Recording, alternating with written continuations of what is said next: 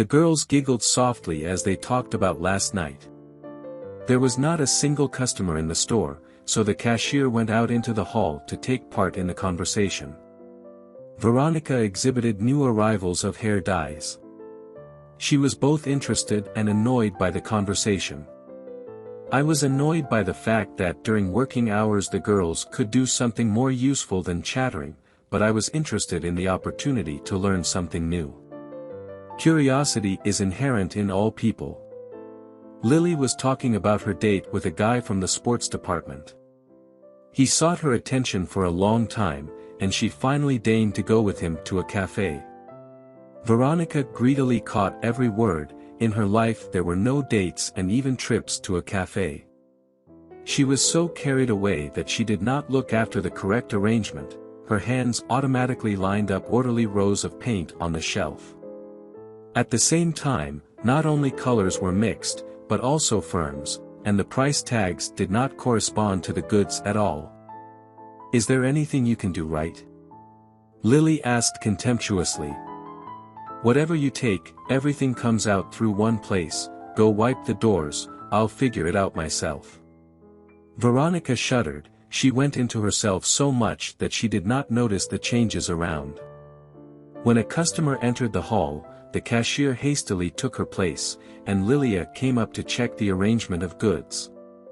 Although the girl was younger than Veronika, she held a senior position and could give orders. Dexterous fingers quickly began rearranging the boxes. When Veronika returned to the hall with a rag and detergent, Lily was already finishing putting things in order. The customer paid for the goods and the store was empty again. This time, Lily herself went up to the cashier and continued the story. Veronika scrubbed the glass doors, listening to the candlelight dinner and the bouquet of roses. She suddenly felt terribly sorry for herself. She was never given flowers, she sighed heavily, attracting the attention of gossips. "Hey Veronika," called Lily. "How did you spend yesterday evening?" "At home, I watched TV." Reluctantly answered. "What did you watch?" Colleague clarified. Veronika turned around. She could not understand whether they were mocking her or just asking. Their interest was politely frozen on the face of the girls, so I decided to answer truthfully. "A documentary about solving murders." It was evident that the response of some colleagues shocked. "Strange choice." "Well, everyone has their own tastes. Listen, maybe today after closing we will go to a new bar, about which Lyra spoke. We will rest for all the teams. What do you say?" Veronika at first wanted to agree, but then remembered yesterday's announcement. Today they were supposed to show the analysis of the case of a serial killer. Judging by the advertisement, the plot promised to be exciting. "I can't today," she replied.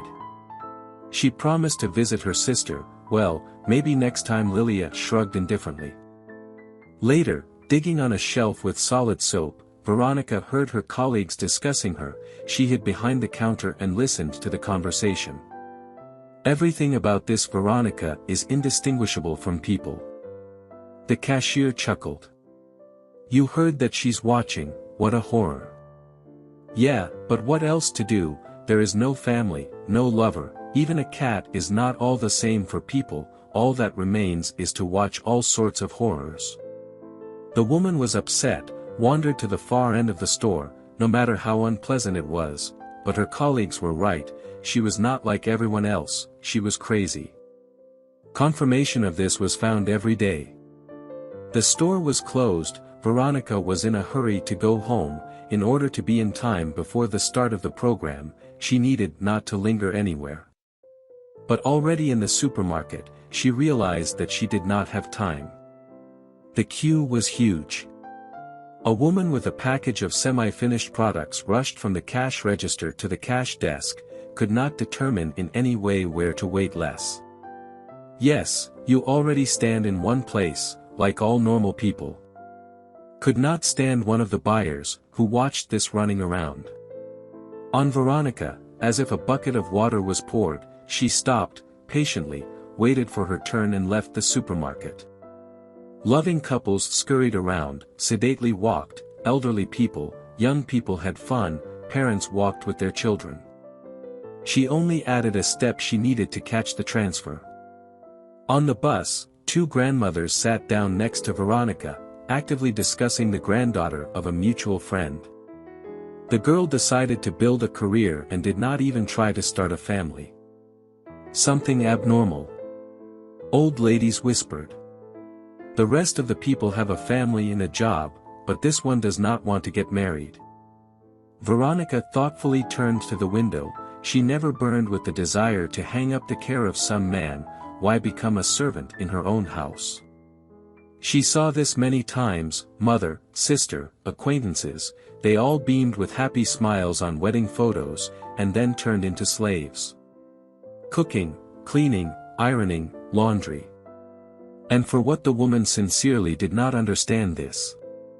Satisfying physical needs with a man did not pull her. Veronika was generally indifferent to carnal pleasures. I think they called it asexuality on TV. To be honest, she didn't care, only the family didn't calm down in any way. Mom and sister pressed on with questions, turning any conversation into torture. When you have grandchildren, why are you still alone? Are you already 38 that you don't think about the future at all? Veronika has long since learned to perceive this as background noise. The apartment met with pleasant silence. Everything was clean here, and this is another big plus from life itself.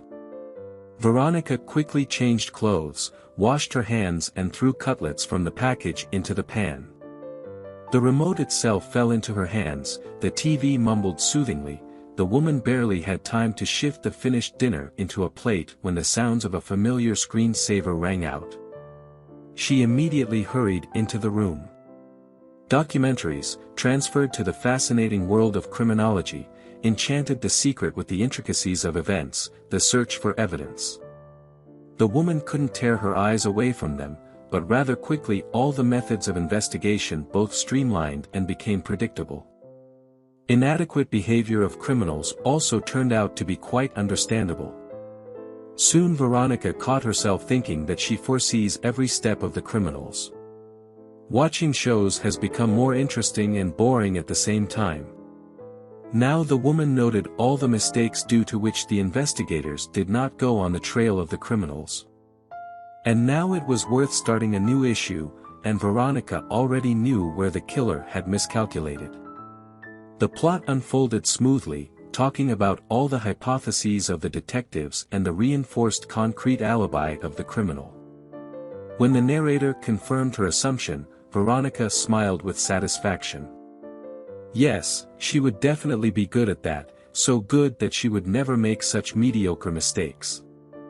The train of thought was broken by a phone call. She looked at the screen of her phone with displeasure and grimaced. I wanted to savor some more, that very feeling of being right, but my sister urgently needed something. Yes, sullen, answered Veronika. Are you all right? Where are you? You were supposed to be at my place half an hour ago. Exactly. She even told her colleagues that her sister was waiting. But as soon as she stepped outside the store, all thoughts disappeared, leaving the fear that she would not be in time and miss the transfer. I'm fine, I'm at home. She answered. At home? And what is that sound in the background like that terrible program that you tried to watch from me? Veronika immediately turned off the sound of the TV. You thought it was some kind of advertisement. Okay. Sister held out incredulously. And you didn't come to visit me because you forgot. Honestly, said Veronika. I forgot, my sister repeated bitterly. You just forgot that it's your little sister's birthday. Well, of course, yes, it happens, especially considering that I called every day for the previous week and reminded you of this. And today I sent at least 5 SMS, but you forgot. Veronika took the phone away from her ear and glanced at the screen. There really were unread messages. She ignored them. Can you ever be normal for just one single time in your life? The sister asked with tears. Everything is wrong with people. Instead of a normal job, a store with bosses half your age. Instead of a family, an empty apartment and semi-finished products. Instead of a sister, a TV with documents. You know, I'm tired, forget about me at all, you're doing great. Beeps were heard from the receiver. Veronika shrugged her shoulders and switched off. Well, forget it and forget it. Maybe now no one will peck for the lack of children of personal life and work as in normal people. She opened the sweets bought as a gift to her sister. Goodness would not disappear. The advertisement ended, the woman hurriedly turned on the sound and again plunged headlong into the details of the new investigation. The next day, Lilia and the cashier yawned frantically, judging by the comments, and their trip to the bar dragged on for a long time. Veronika listened to the girls and involuntarily thought that such talkers would immediately give themselves away if they committed a crime. They did not know how to be silent and blurted out any details. Yes, and with all their appearance they showed that they thought like open books. An involuntary woman thought, and who could commit an ideal crime, not talk, not change behavior, not leave traces of suspicion, not arouse. She took a closer look at the visitors. That man looks around in fright and pretends that he accidentally stopped at the shelves with gaskets. Apparently, his wife sent, but he is terribly shy. This one will definitely betray you with a shifty glance. In another row a woman chooses a shampoo, picks up each bottle, twirls it in her fingers for a long time, reads the composition. She'll definitely leave a bunch of prints before she even gets down to business. A new occupation unexpectedly captivated Veronika. Now she watched carefully everyone who appeared in the store. Analyzed behavior, read emotions. In her game, as a detective, she did not understand how several days had passed. The next evening the phone rang again. This time Veronika was looking for her mother.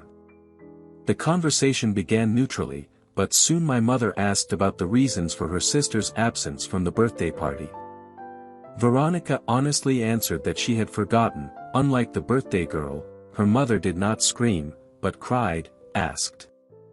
Why does she have such a strange daughter? The conversation slowly took a different direction. Others, by the age of 40, have a family, children, a stable job, a job that brings joy. And you? What do you have? Mom didn't calm down. Work like a student of some kind, an empty rented apartment. Have you done anything in your life? What can you be proud of? Mom continued to talk, but Veronika did not listen to her. She switched off after this phrase and kept playing the question in her head. What can she be proud of? She went over all her abilities and achievements of her life. She graduated from school with difficulty and average marks in the certificate, graduated from the university, her parents paid for the education. She worked as a cashier in a supermarket. Fired. She worked as a logistics manager for an international shipping company. Fired. Worked as a cotton candy seller in an amusement park, closed at the end of the summer season. Consultant, cleaner, florist, waiter, controller, and whoever she was, but nowhere was she good enough to be proud of. Mom turned off for a long time, realizing that her daughter was not listening to her, and Veronika was still trying to find at least one object for pride. Suddenly, a friend with a screensaver played on TV and the woman was enlightened. Here it is. Planning the perfect crime. The one thing she can really be good at. After watching so many programs, Veronika knew exactly how to cover her tracks. Hundreds of options swirled in my head. She mercilessly threw back one after another and built a chain of events. Brainstorming so fascinated her that Veronika did not notice how the night had come. Over the next few days, she thought through the smallest details. Often hung in the middle of some kind of movement, remembering different episodes of the program. Colleagues looked in surprise at Veronika, frozen in the middle of the aisle, with her hand raised. They tactfully clarified whether everything was all right with her, but secretly she invariably brushed aside questions. And a week later, in one morning, she came to replace an unusually happy one, as if glowing from the inside. The girls thought it was that she had a lover, but about Veronika just shrugged off such assumptions. "Now I have something to be proud of, like all normal people," she answered mysteriously. And 3 days later the police broke into the store. Veronika was handcuffed. Colleagues were told that the woman was accused of murder. The girls stared at Veronika in shock. The thought that they were working side by side with a dangerous criminal was in a fever for a long time. The very same Veronika, her eyes ran from side to side, and the brain feverishly tried to find an answer, "Where I was mistaken, where she miscalculated," she muttered under her breath. An ideal plan worthy of pride broke down before our eyes, burying all hopes under it.